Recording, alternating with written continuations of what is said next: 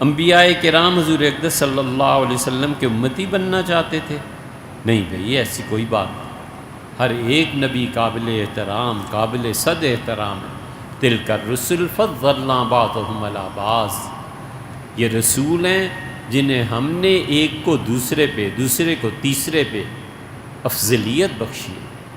منہم من کلم اللہ، ان میں سے کچھ ایسے ہیں اتنی عزت والے اللہ نے ان سے کلام کیا ہے۔